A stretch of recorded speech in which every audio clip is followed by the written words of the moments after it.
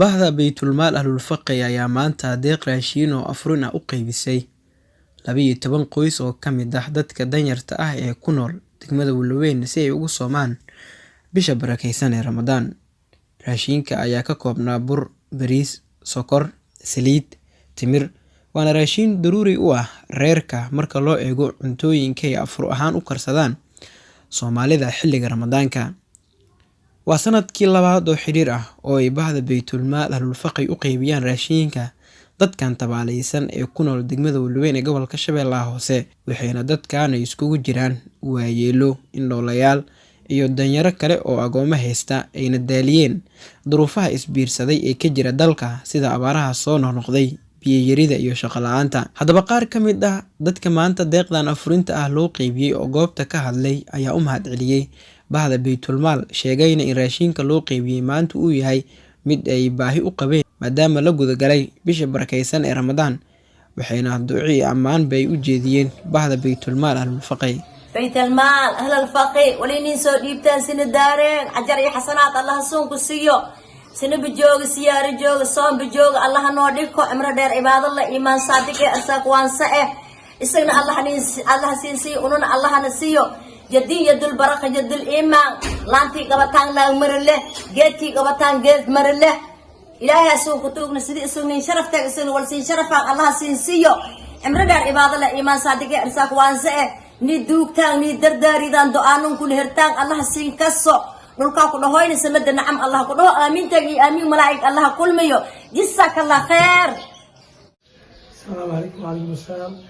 Baytulmaal wali shii iibkeen aragti sanadka oo lama aysan dadaaleen jazakallahu khair oo ducaa kabaan insha Allah khair ay fuuqida adiga qaliba ay sii Baytulmaal wali shii iibkeen sina daareen ilaahay adduunyo akal siin kaalmeeyo min kaalmeeyteen. Baytulmaal wali shii doon aragi ajir saar sunku siiyo ilaahay siin fiyaa waay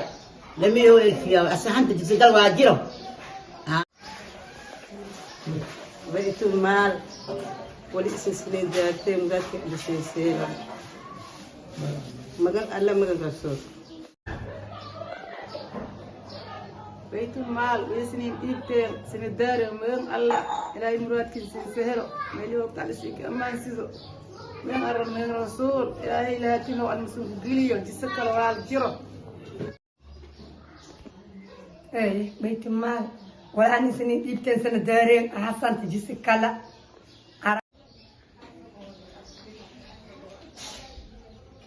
Baytulmaal ولا سنين يبتن هاي سنة أحسن تجسك لا. فعلى قطع.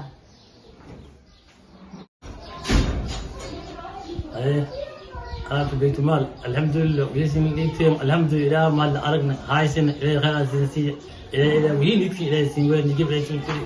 والله ودي أنا والله كفرح سنة الحمد لله ما إذا لب جيرو لب وين جيرو لب أوان أجبت الحمد لله يعني جا كان تنسو صارت عادي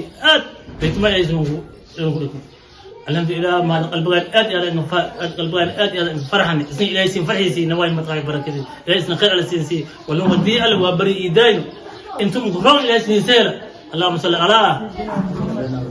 bahda Baytulmaal Ahlul-Faqih marka laga soo tago degmada Walaweyn ee gobolka Shabeellaha Hoose meelo kale oo badan ayay howlahan deeqda afurinta ah ay ka wadaan sida magaalooyinka Marka, Muqdisho, deegaanka Jazeera iyo magaalooyin ka mid ah dalka Yemen. bahda Baytulmaal Ahlul-Faqih waxay mar walba ka shaqeysaa howlaha khayriga ah sida caawinta dadka tabaalaysan, dhisidda iyo dayactirka goobaha cibaadada, goobaha danta guud, wadooyinka iyo dhammaan howlaha la xiriira sadaqada jaariyada ah.